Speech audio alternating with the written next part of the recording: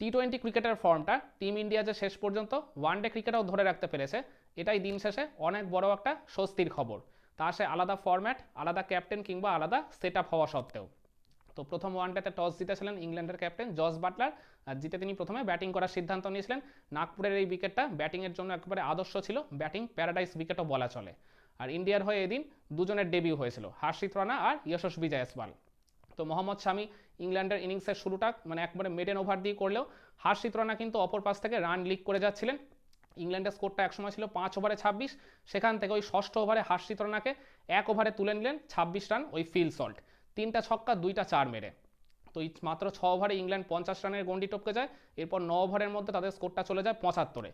কিন্তু ওই জায়গায় আর কি বিপত্তিটা ঘটে, ফিল সল্ট একটা কাট করতে গিয়েছিলেন, মানে অলমোস্ট তিনি বাউন্ডারি পেয়ে গেছিলেন, কিন্তু শ্রেয়াস আয়ারের দুর্ধর্ষ ফিল্ডিংয়ে ওইটাকে মানে প্রথমে বাউন্ডারিটা তিনি সেভ করেন, আর তারপর তার ছোড়া থ্রোতেই ওই জায়গায় ফিল সল্টকে রান আউট হয়ে প্যাভিলিয়নে ফেরত যেতে হয়। 26 বলে 43 রানের একটা ঝোড়ো বিধ্বংসী ইনিংস তিনি খেলে দিয়ে গেছেন, ইংল্যান্ডকে ওই ফ্লাইং স্টারটা এনে দিয়ে গেছেন। তো এর ঠিক ভেরি নেক্সট ওভারই ওই মার খেয়ে যাওয়া হর্ষিত রানা যখন তার সেকেন্ড স্পেলে বোলিং করতে এলেন, এসেই তিনি তুলে নেন ওই ডেঞ্জারাস অপর ওপেনার বেন ডাকেটের উইকেটটা। আর তার ঠিক 2 বল পরেই তিনি তুলে নেন আরেক ডেঞ্জারাস ব্যাটার হ্যারি ব্রুকের উইকেটটা। ওই 1 ওভারেই জোড়া ব্রেক থ্রু দিয়ে ইংল্যান্ডের স্কোরটা ওই জায়গায় 10 ওভার শেষে হয়ে গেল 3 উইকেটে 77। এরপর ওই 4th উইকেটে ইংল্যান্ডের মানে এই স্কোয়াডের সবচেয়ে 2 অভিজ্ঞ ক্রিকেটার ওই জো রুট আর জস বাটলারের মধ্যে একটা 34 রানের পার্টনারশিপ গড়ে ওঠে। এই পার্টনারশিপটা ধীরে ধীরে কিন্তু বেশ কমফোর্টেবল পজিশনে চলে যাচ্ছিল, কিন্তু তখন 19 নম্বর ওভারে বল করতে এসে রবীন্দ্র জাডেজা এই পার্টনারশিপে ভাঙন ধরেন। জো রুটকে তিনি ওই জায়গায় মানে একটা স্ট্রেটার ডেলিভারিতে মানে এলবিডাব্লিউ করে প্যাভিলিয়নে ফেরত পাঠান। তো ইংল্যান্ডের স্কোরটা ওই জায়গায় হয়ে গেল 4 উইকেটে 111। এরপর পঞ্চম উইকেটে ওই জস বাটলার আর জ্যাকব ব্যাথেলের মধ্যে একটা 59 রানের পার্টনারশিপ গড়ে ওঠে। এই পার্টনারশিপটাও বলতে গেলে ইংল্যান্ডকে অনেক মানে বড় একটা অক্সিজেন দিয়েছিল।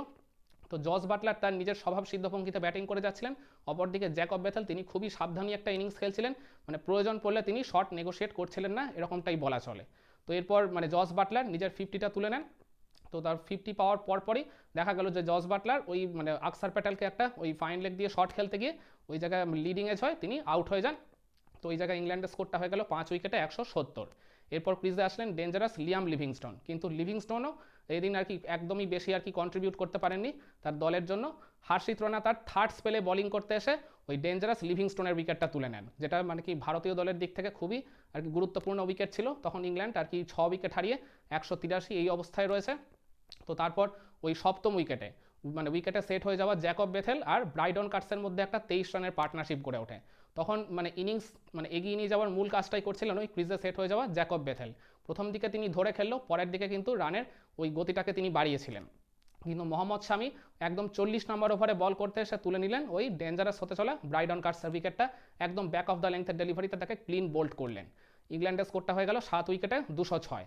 এরপর ওই মানে 8th উইকেটেও একটা 14 রানের মতো পার্টনারশিপ গড়ে ওঠে, জ্যাকব বেথেল তার মাঝখানে নিজের 50টাও কমপ্লিট করে নেন।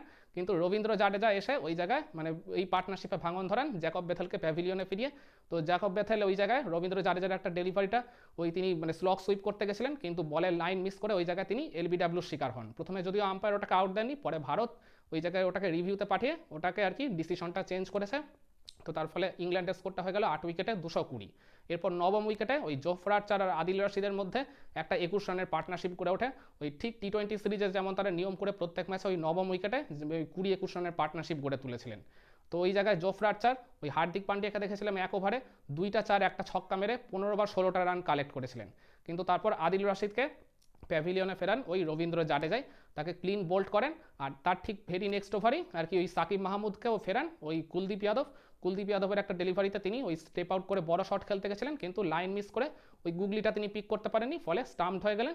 ফলে ইংল্যান্ড ওই জায়গায় আর কি 47 ওভার 4 বলই মানে অল আউট হয়ে গেল তারা 248-এ। তো ভারতের মানে টার্গেটটা দাঁড়ালো 249-এ। তো ভারতের হয়ে এদিন আবার ওপেন করতে নেমেছিলেন রোহিত শর্মা আর যশস্বী জয়সওয়াল। বিরাট কোহলি এদিন তার ওই একটা হাঁটুর প্রবলেমের জন্য তিনি খেলতে পারেননি। তো ভারত যার জন্য এদিন ওপেনিং পেয়ারটা বদলাতে বাধ্য হয়েছিল, শুভমান গিল নাম্বার 3-তে খেলেছিলেন। তো জয়সওয়াল আর রোহিত শুরুটা কিন্তু মন্দ করেননি, কিন্তু তারপর ওই 5th ওভারে ওই জয়সওয়াল ওই জায়গায় নিজের উইকেটটা ছড়ে দিয়ে এলেন। তো মানে তার আগে কিন্তু 3-3টা বাউন্ডারি মেরে তিনি কিন্তু বেশ ভালো টাচের থাকারই ইঙ্গিত দিয়েছিলেন।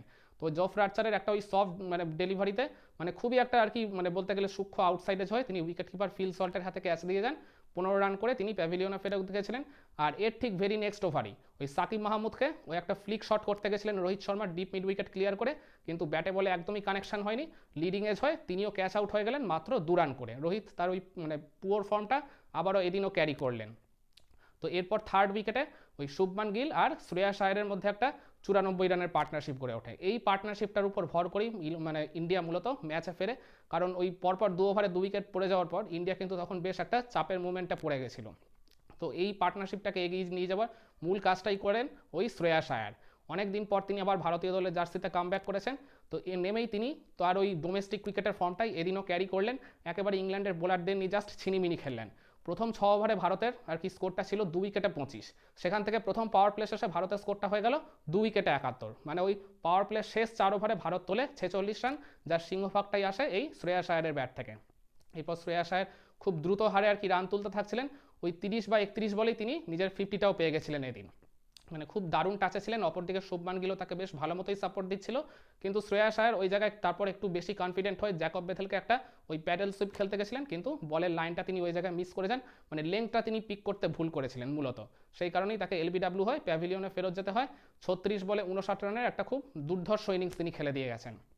এরপর ক্রিজে আসেন আকসার প্যাটেল। আকসার প্যাটেলকে দিন ফ্লোটার হিসেবে উপরের দিকে পাঠানো হয়েছিল। আকসার প্যাটেল আর ওই শুভমান গিলের মধ্যে ওই 4th উইকেটে একটা পার্টনারশিপ গড়ে ওঠে ওই 100+ রানের, যেখানে আর কি শুভমান গিল আকসার প্যাটেল দুজনেই সমানভাবে কন্ট্রিবিউট করেছেন। আকসার প্যাটেল যেভাবে আর কি একদম মানে বুদ্ধিদীপ্ত একটা ইনিংস খেলেছেন, মানে শ্রেয়াস আয়ারের মতো অতটা অ্যাটাক না করলেও তিনি ওই জায়গায় কিন্তু মানে যথেষ্ট আর কি মানে অ্যাটাকও করেছেন, আবার সাথে মানে যখন ডিফেন্স করার প্রয়োজন হয়েছে সেই কাজটাও করেছেন। অপরদিকে শুভমান গিল বলতে গেলে একেবারে ফুললি রেসপন্সিবিলিটি নিয়ে তিনি একেবারে শেষ পর্যন্ত অলমোস্ট ক্রিজে টিকেছিলেন। তো ওই জায়গায় আকসার প্যাটেলও 50 পেয়ে যান, তারপর শুভমান গিলও ওই জায়গায় তার আগেই নিজের 50টা কমপ্লিট করে নিয়েছিলেন। তো এরপর আর কি ভারত যখন জয়টা প্রায় নিশ্চিত করে ফেলে, তখন আর জয়ের জন্য বাকি ওই সম্ভবত 28 রানের মতো, তখন ওই জায়গায় আকসার প্যাটেলকে একটা চমৎকার লেগ ব্রেক ডেলিভারিতে ওই জায়গায় প্যাভিলিয়নে ফেরেন ওই আদিল রাশিদ। তো আকসার প্যাটেল 52 রান করে প্যাভিলিয়নে ফেরত যান। এরপর মানে ক্রিজে আসেন KL রাহুল। KL রাহুল খুবই আনলাকি বলবো, ওই আদিল রাশিদেরই একটা মানে ডেলিভারিতে খুবই সফট ডিসমিসাল হয়, কট অ্যান্ড বল হয়, তিনি আউট হয়ে গেলেন মাত্র 2 রান করে। এরপর শুভমান গিল আর হার্দিক পান্ডিয়া ক্রিজে ছিলেন। হার্দিক পান্ডিয়া ওই জায়গায় একটা ছক্কাও মেরে দিয়েছিলেন, আর শুভমান গিলের তখন মানে সেঞ্চুরি পাওয়ার জন্য প্রয়োজন ছিল 13 রান, আর ভারতের জয়ের জন্য প্রয়োজন ছিল 14 রান। তো তখন শুভমান গিল স্বাভাবিকভাবে নিজের সেঞ্চুরির কথা ভেবেই মেবি খেলছিলেন, ওই জন্য তিনি বড় শটের অ্যাটেম্প্ট করতে গেলেন। তো ওই জায়গায় আর কি বড় শটটা খেলতে গিয়ে তিনি নিজের উইকেটটা ছড়ে দিলেন ওই মিড অন ফিল্ডারের হাতে। 87 রান করেছেন তিনি 96টা বল খেলে, খুবই ধৈর্যশীল দায়িত্বশীল একটা ইনিংস তিনি এদিন উপহার দিয়ে গেছেন। অলমোস্ট প্রায় শেষ পর্যন্ত ক্রিজে থেকে ভারতের জয়টা তিনিই নিশ্চিত করে দিয়ে গেছেন। আর এরপর বাকি কাজটা করে দেন রবীন্দ্র জাদেজা আর ওই হার্দিক পান্ডিয়ার ওই শেষ উইকেটে অপরাজিত পার্টনারশিপটা। তো ওই জায়গায় ভারত মানে খুবই কমফর্টেবলি 11 ওভার 2 বল মানে 68 বল হাতে রেখেই এই ম্যাচটা জিতে যায় 4 উইকেটের ব্যবধানে। এবার আপনাদের মনে প্রশ্ন আসতেই পারে, তাহলে এই প্রথম ওয়ানডে ম্যাচের টার্নিং পয়েন্ট আপনি কোনটাকে বলবেন?